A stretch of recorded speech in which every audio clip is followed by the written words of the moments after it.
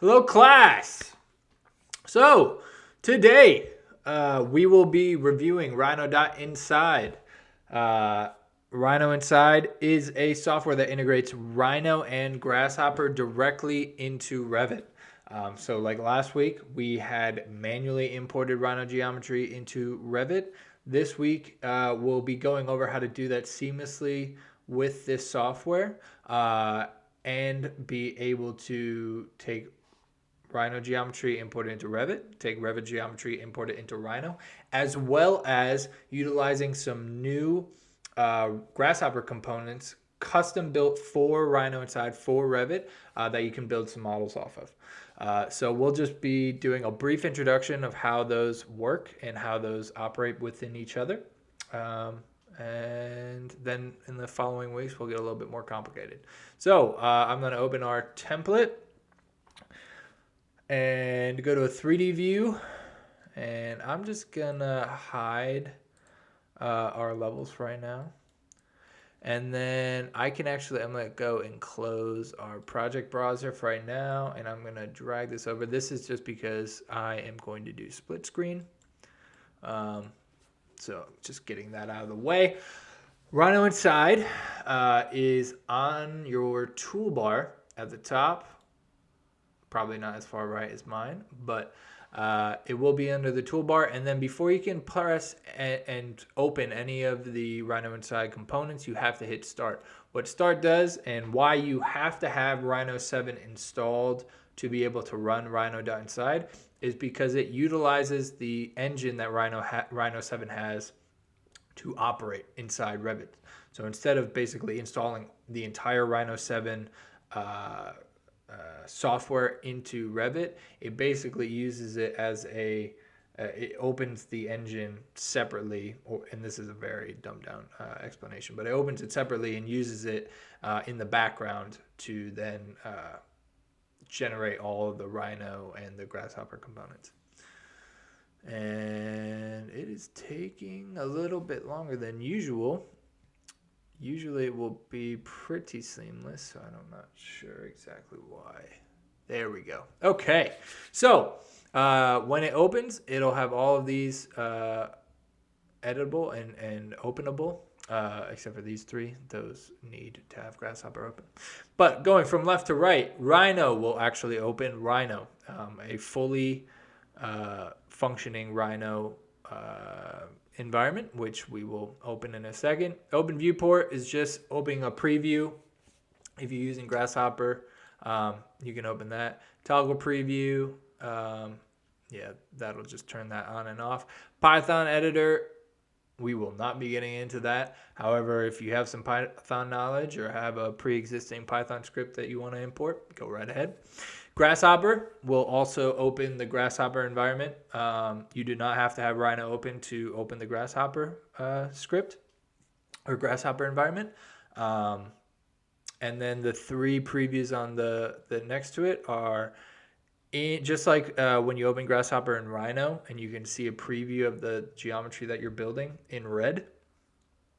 That's the same exact thing that you'll see here. So when you're building any geometry in Grasshopper, it will show up in your Revit environment as red. And these three just toggle the preview off if it's wireframe or if it's shaded.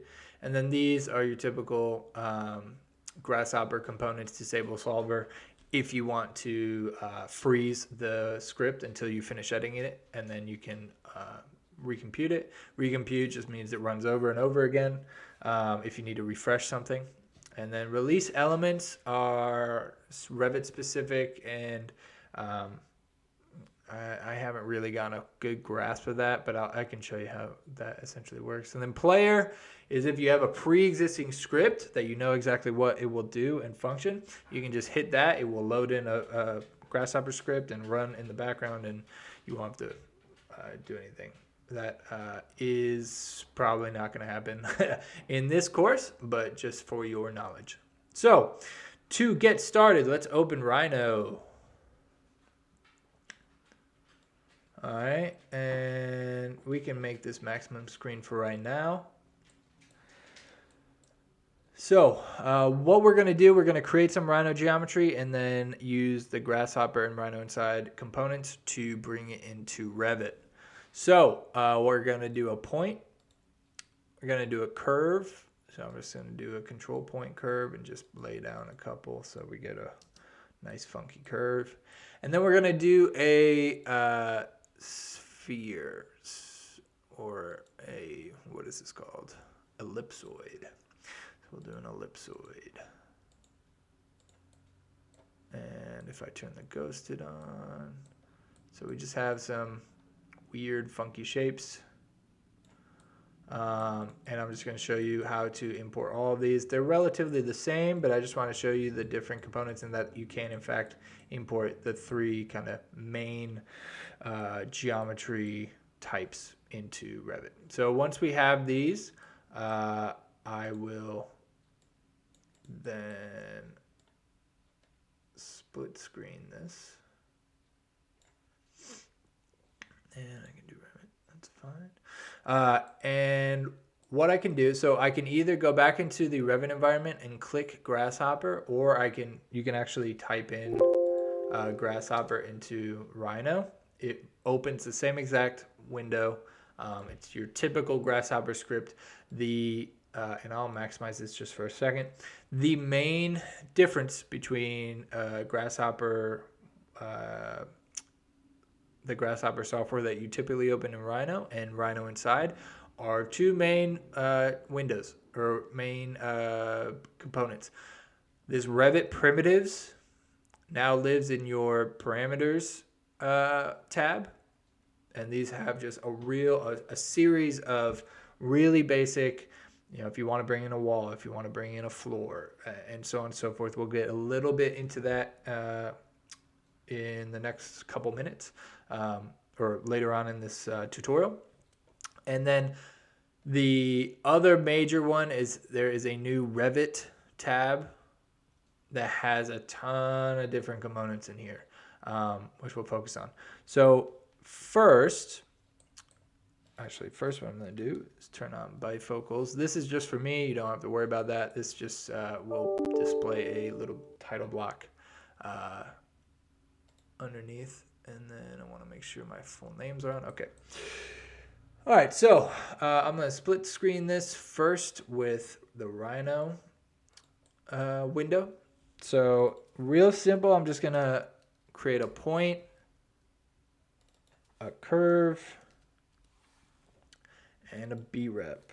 And since you guys have taken computational methods, you should know what a B-rep is, but it is essentially just solid geometry in Grasshopper.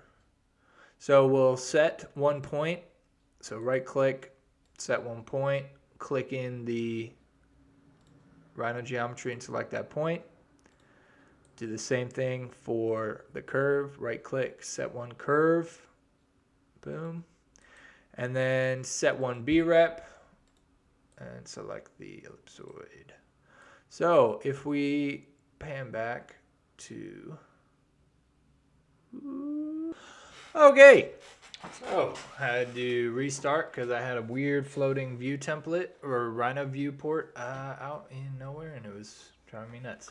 All right, so anyway, what I wanted to show you was when you import that geometry into the Grasshopper environment, it then starts to show up in your Revit environment. Now, I've already done this, but you might have to pan around a little bit for the preview to pop up. Sometimes it won't preview at first, but if you spin around, it should populate. So the problem with this is you don't have any control. It's just a preview. You can't control it. You can't manipulate it at all. And so what you can do is use a component called direct add curve direct shape. And the same thing with point direct shape and B-rep direct shape. And all these live in the Revit tab. So if you hit, I think it's Control Alt, that little blue eye will pop up around your mouse. And then if you click on a component, it will tell you exactly where they live. So it lives under the direct tab, direct shape tab under Revit. So if we plug these guys in, the nodes will turn black. What?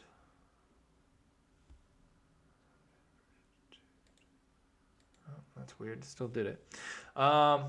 Okay, so they should turn black. I've never had it turn red, but it still actually created a generic model of it, so it is what it is.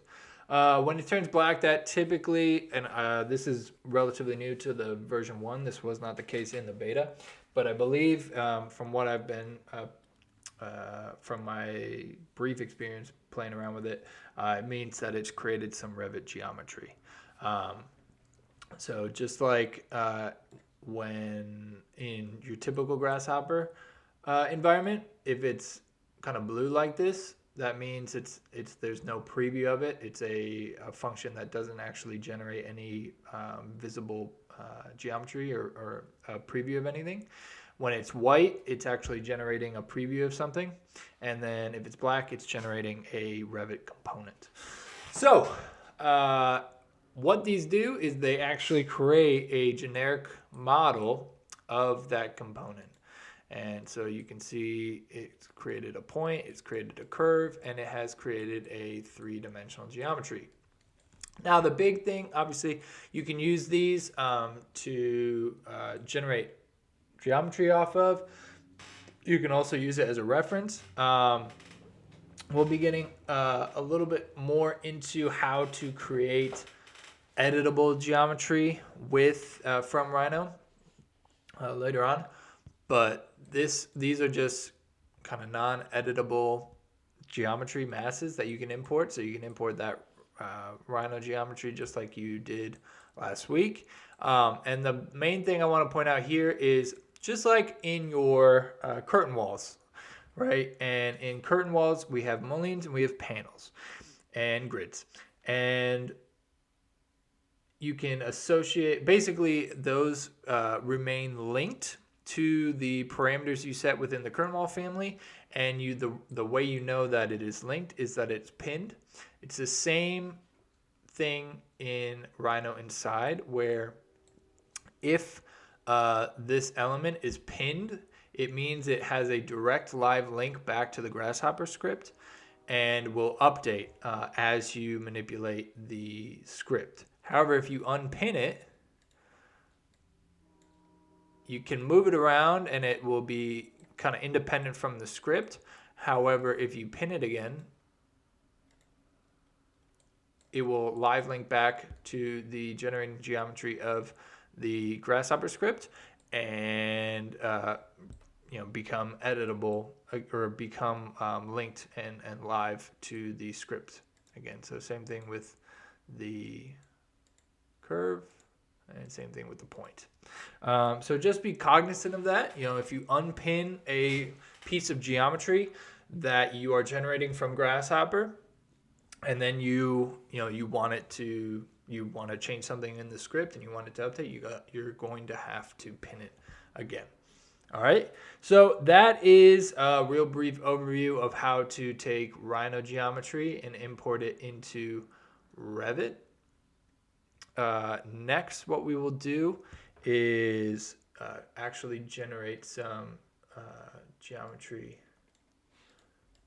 directly from Grasshopper into Revit. So I'm going to close the Rhino window and just keep open the Grasshopper.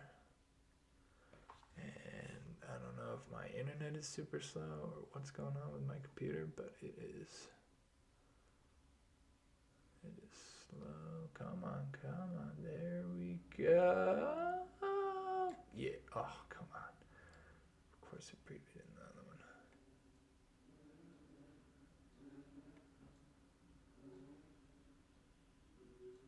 Okay.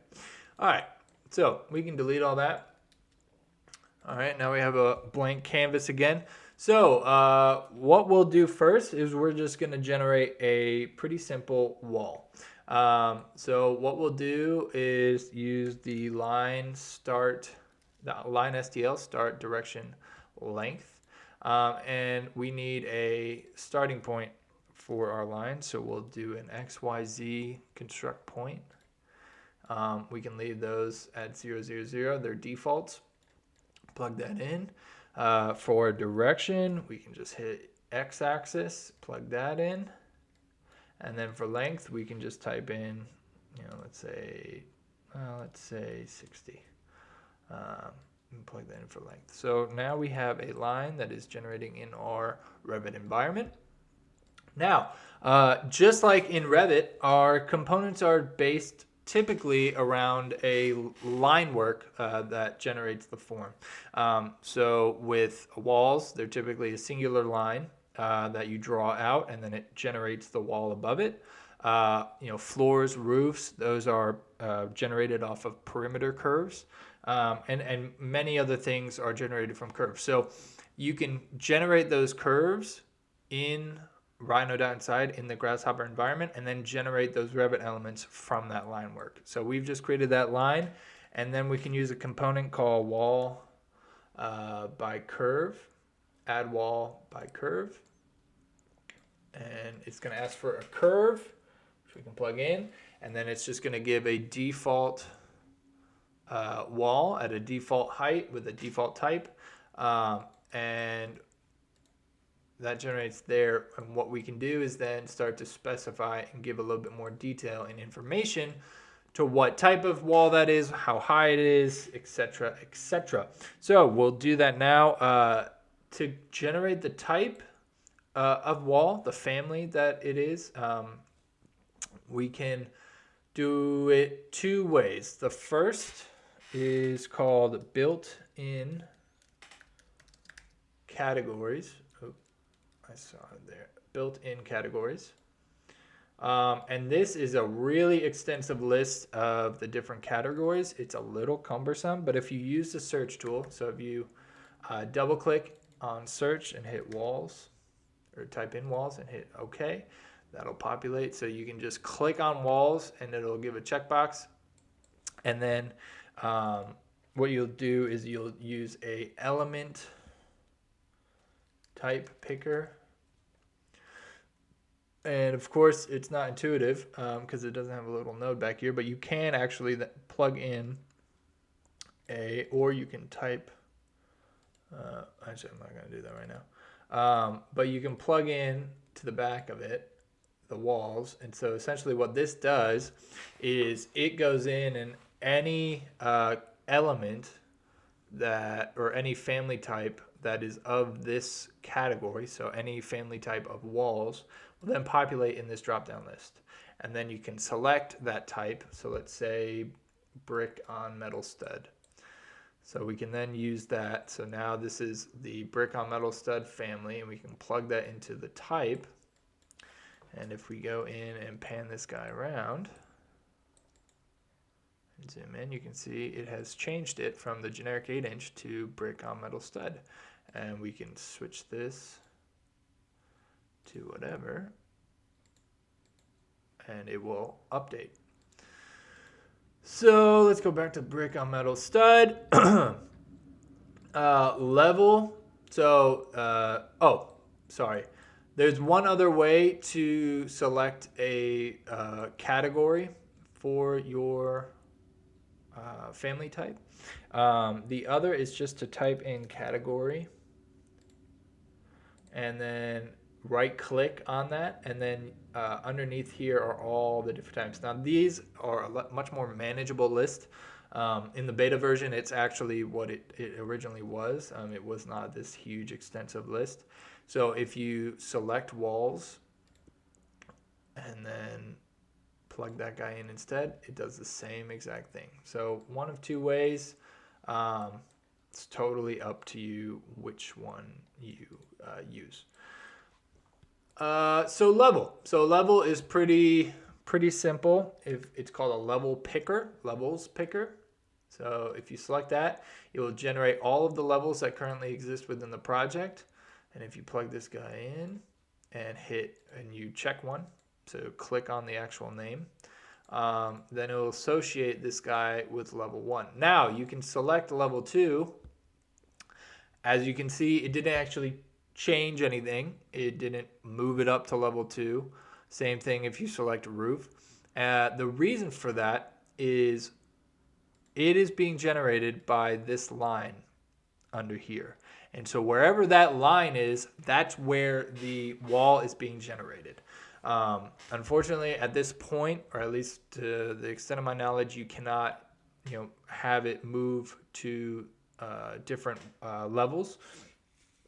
It's always going to be generating from where your line is. So if I have level 1 selected, it basically this only changes what the constraint is. So currently it's at level 1. If I select level 2, what it'll do is it'll change the base constraint to level 2, but it will offset it however far that line is away from the level. Same thing with roof, right? It's gonna offset it 24 feet down. And so we'll go in a little bit further in a second how to get over that. Height, this is just a generic number value for the input, so we can just type in a number value and plug that guy in, and then we can have it live update to whatever height we want. Now remember, Revit uses feet as its whole unit. So any unit that we use, any whole number that we have in here is going to be interpreted in the Revit environment as a foot. And so if you want inches, you'll need to divide by 12 that numeric value to get inches. And then location line, this one you can just right click. It is the same exact options you have here as you do if you select and change the location line here. So that is our generating line. You can see in red. If we change it to core center line, change to the core, finish face exterior versus finish face interior, etc., etc. And then the flipped and allows join. These are Boolean parameters that require a Boolean toggle. Boolean is a true-false parameter. And so if we type in a Boolean toggle, this will essentially toggle true or false. So if we type that in, right now it's false. If we do true, it will flip it over that line. So true, false, true. Same thing with allows joints. Now that's if you have multiple walls that are intersecting, which we will have in a moment.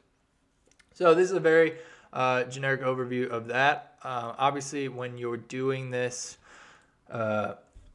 if you're doing this, you'll probably be wanting to generate more than a single wall. And so what we will do now is go in and we're going to delete just the single line. And we'll just do, for right now, we're going to stay relatively simple, but we'll just generate a rectangle. So create a rectangle on a plane. That's the component we'll use. And then we'll just input a couple numeric values for the X, Y, or the width and length. So we'll type in 20 for the X and 60 for the Y. And then get a little special with it. We will add a 5-foot radius on the corners. Okay. Now, wall by curve accepts single individual curve elements. It does not allow join elements. And so if we try to plug this in right now, it would give us an error because it needs to be either a straight line, a radius line, or a, an ellipse curve. So what we need to do, and you just need to be cognizant of, is if you have a joined curve that you're trying to create walls from, you'll need to explode it into its individual segments. So just do a simple explode command and then plug that in for curve. And lo and behold, that's what we got. So now that we have multiple walls, we can go in to the allow joins parameter, toggle this true, and you can see that it has joined that wall, all those walls together. And then we will flip this back over so that the brick is on the outside. And we'll have finish force enter. That's good. Okay. So now we have a series of walls. What we want to do now is generate some floors. So the generate floors is pretty close to what we have here. So we'll use a category and element type picker, just like we have here. So we can just copy that down. And of course, if instead of floors, double click on that, type in floors. Make sure to type in floors plural, not floor, because it won't show up automatically. That's one of the annoying things about this built-in categories tab. So we can select floors, or you can right-click category, just like we did before, and pan or scroll to floors and select it there. Does the same exact thing. So that then allows us to and generates all of the floor types in our model. And then instead of using a add wall by curve, what we'll do is do a add floor. And this has significantly less parameters, but it does ask for a boundary curve. Now this, because floors, roofs, those types of elements, they require a perimeter curve and it needs to be joined. It will accept a joined curve. So we can drag the rectangle directly from that node, plug it in here, plug in the type, so a 2-inch concrete on metal deck. And if we go in and we just temporarily hide, you can see that it has generated on level 1. Then we can come down here.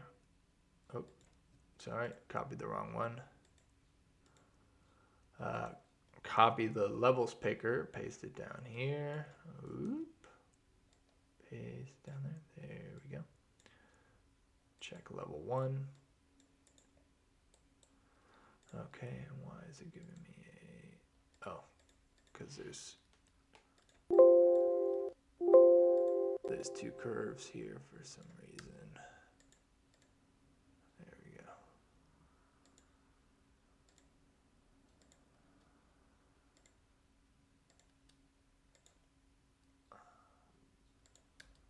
Let's delete this real quick.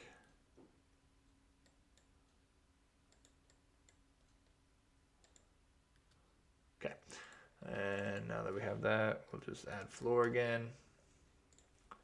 Do the same thing, type and level. And go in and drag down that rectangle boundary curve. Man, my computer's slow tonight. All right, so we have it again. Now, once again, just like with walls, if we change our level, it will change the level it's associated with to that level, but it will offset the floor to stay with that perimeter curve. And so to get around that, what you do is you actually have to then manipulate the curve that's generating that form and actually raise it up vertically however high the level is. And so what we need to do is we need to extract from this levels picker and from the Revit environment what elevation that level is at, and then use that numeric value to then move the boundary curve up and then create a new floor from that raised up boundary curve. So what to do there is use a identity component. So if we type in level identity and select that guy here, what we can do is then plug in,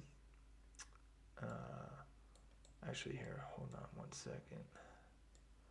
I'm gonna copy this entire thing down that's generating the floor.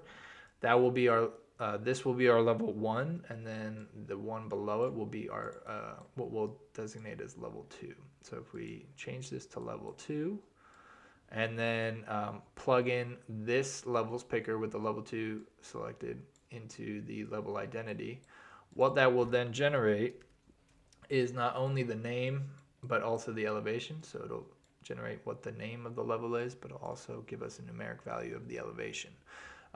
And so what we can do is then use that elevation to move the boundary curve up. So we'll add a, here we'll add a move component. Just organize it a little bit. And we want it to move up, so we want to move it in the Z direction. And then we can plug in the elevation of 12 into Z. And then we'll take the rectangle geometry and plug that into the move geometry. So now we see that it has moved that perimeter curve up to level 2.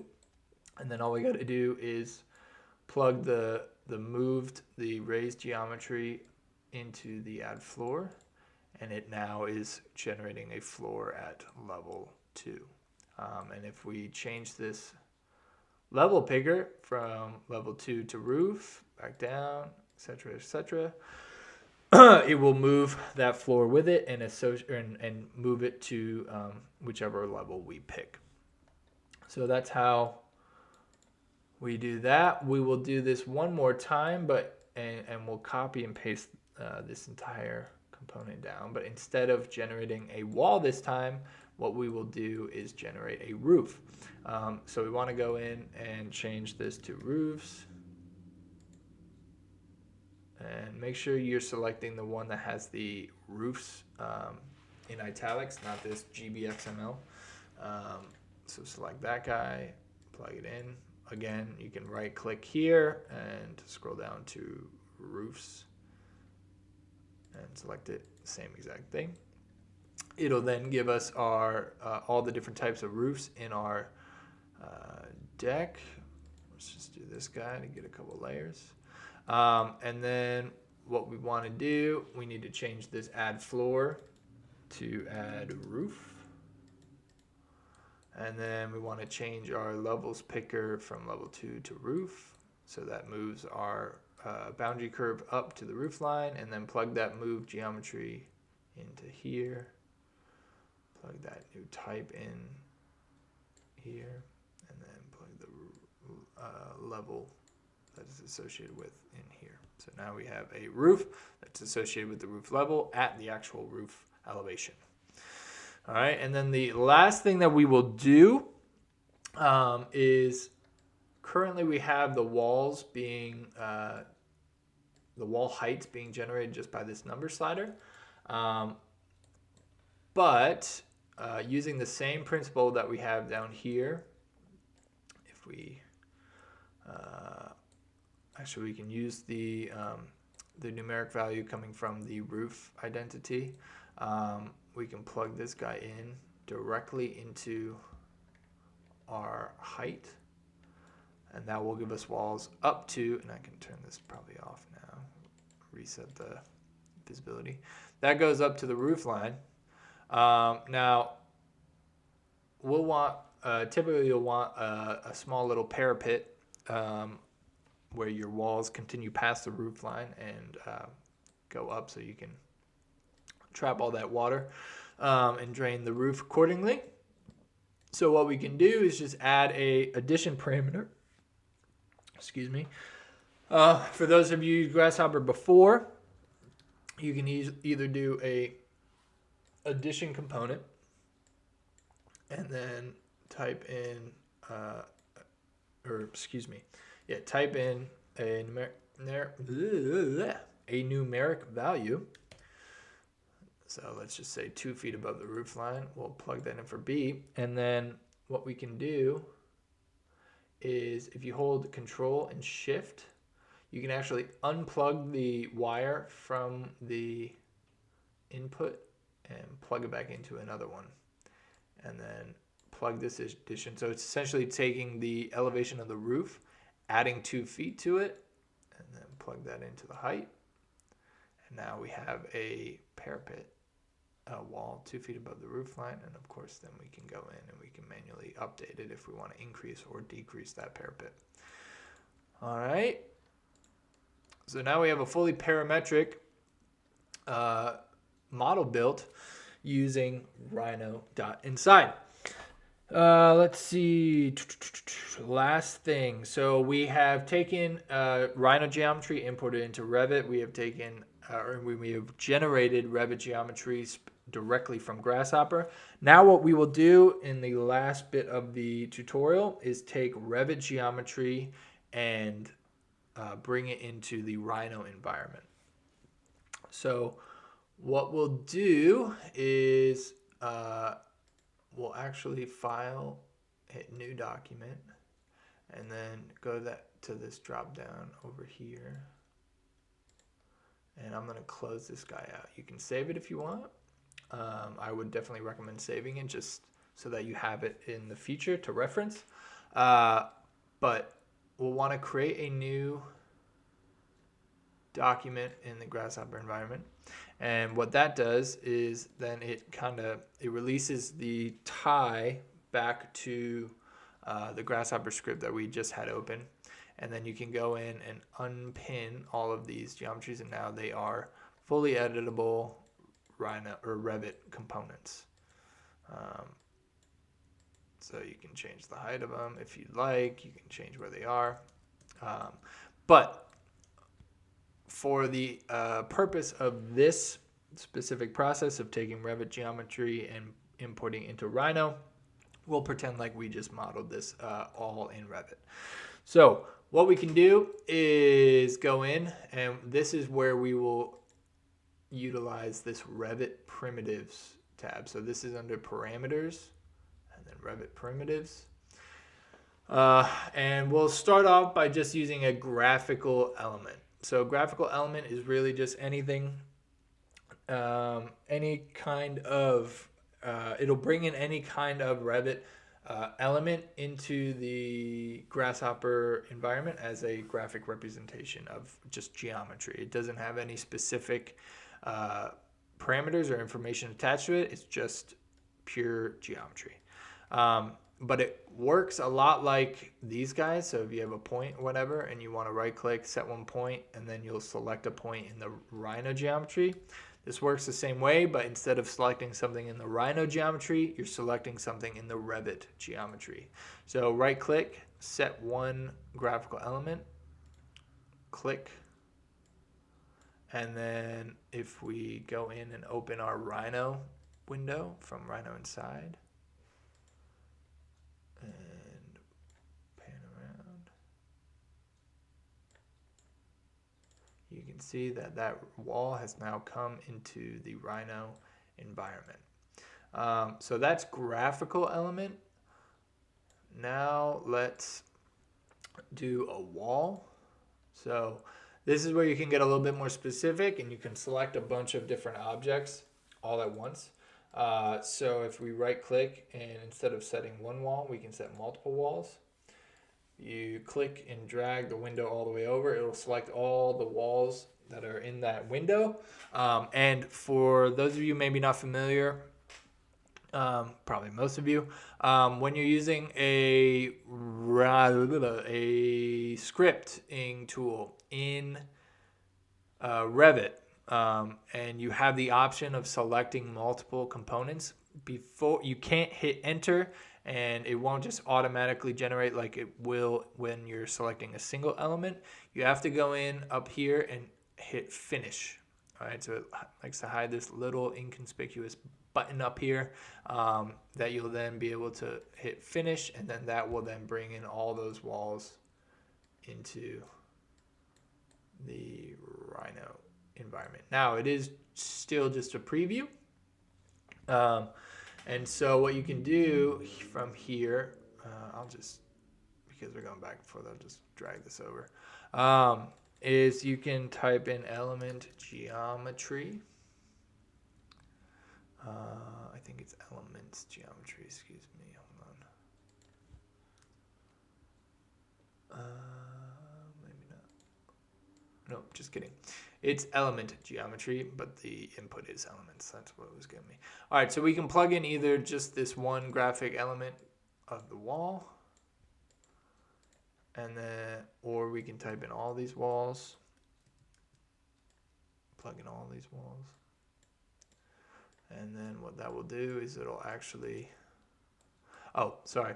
And what that will do is it'll actually bring geometry that you can bake into Rhino. So you can right click and bake this guy.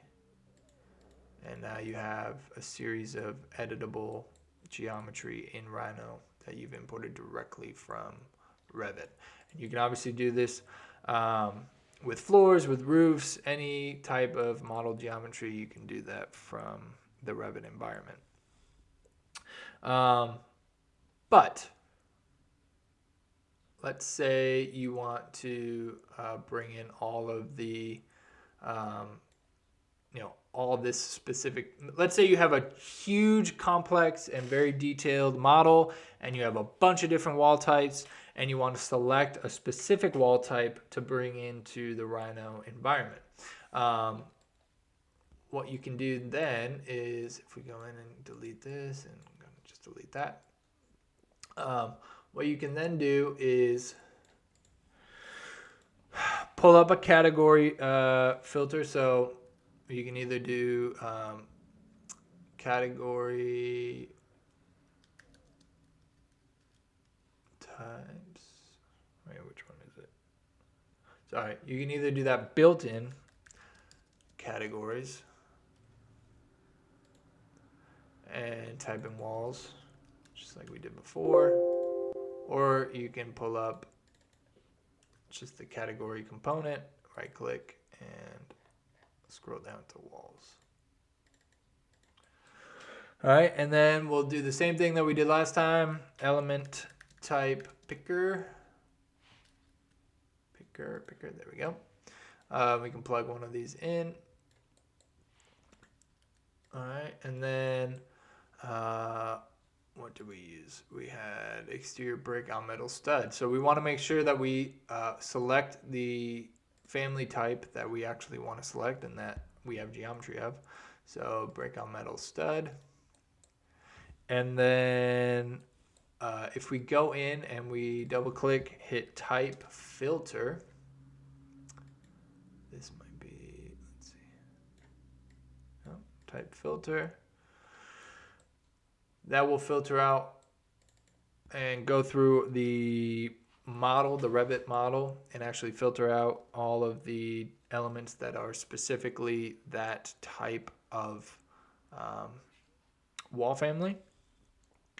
And then let's see if we query elements and make sure query elements, this is the one that had the plural. So if we plug in that filter, then it will actually generate, if we do a panel, it will generate those 8 specific elements.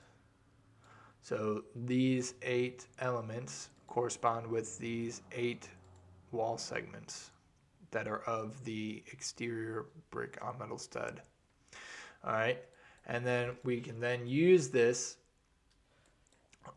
elements to then generate geometry from. So element geometry, plug these elements into elements, then it will load those into the Rhino geometry or Rhino environment as a preview. And now this is where I wanted you guys to bring in or download Lunchbox. So for those of you who don't know, Lunchbox is a really fantastic plugin for Grasshopper that has a ton of tools that are extremely helpful that honestly McNeil should just buy and integrate directly into the Grasshopper environment, but it's still an independent plugin. So if you haven't, go to foodforrhino.com and type in Lunchbox and download it and install it. So Lunchbox has this great tool called Object Bake, and this just allows you to really specify the layer name, the layer color, object name, object color, and the different geometry that you're going to be baking. And so it asks for a series of things. Geometry objects, obviously we'll want to plug in geometry, the geometry we're creating into that geometry objects. And then bake toggle. So this is asking for a true or false, just like just like the flipped or the allow join in the wall component. However, for object bake, instead of having a Boolean toggle that just leaves the node on either false or true, we'll want a button, which essentially is always on false, and then when you select it, it will change it to true. We choose a panel, so false, and then changes to true, but then it goes immediately back to false. Because we don't want to just leave this on true and just be baking every time we change something within the script. And so we'll leave that on. And then all these are defaulted right now, but what we can do is we can use those identity nodes. So we can either use a type identity or a category identity. Oh, not oh my goodness. Category identity. So we'll type in either the type, or the category, which in this is, I believe, the elements. Yep. All right, so what this does is it will essentially give us the name. And I think you might actually be able to, well, I'll just show you guys this. So the different identities will then give you the names, the category, the actual like overall family, and then the name itself.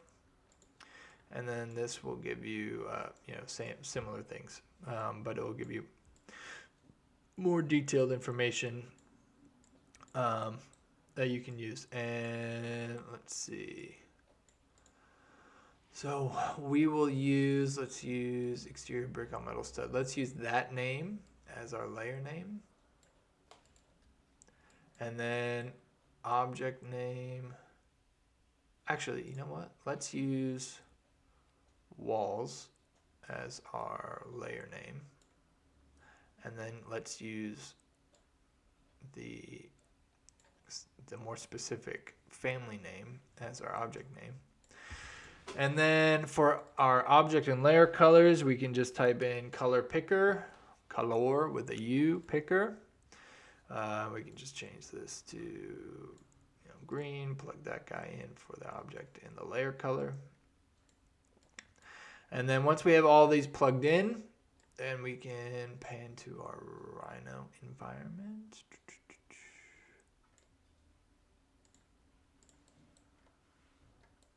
And if we hit that button, then it will bake into our file. It has then also created a layer that is called walls. That is the green color that we chose. And then if we select one of these walls and go to its properties, its name is exterior brick on metal stud. All right, and so let's do this exact thing, but for our walls and our roof. So we'll go in, let me just maximize this real quick. So we'll go in and we'll copy this entire thing down. One for our floors, and then one for our roof family. Oh, copy pasted still up here, and of course it's slow. There we go. All right. Okay. So this is our floor. So we'll want to go in and change this to floors. All right, and then we want to make sure that it's the correct family. And then let's go in and change the color. So it comes in as a different color. So let's do more orange. And then we'll do the same thing down here. We'll change it from walls to roofs. Select roofs. And then make sure, again, I chose the insulation on metal deck. So let's change it. And then change the color again. That's fine. All right, and then what we need to do, it is currently bringing it in as a preview. Why are there a million? Oh, I know why. So if you follow me exactly, you might realize that there are 8 different surfaces and geometries on, within this environment. The reason why is because, and I thought this might cause issues, but who knows? If we go pan up to the walls and we create a panel and we plug this name in here, or excuse me, the category name in here, it's giving us 8 instances of walls. And so what this is doing is for every instance of wall, it's generating an object. So if we go into our Rhino geometry, highlight all that and delete it, and then we go in and let's see, can we find, no, let's,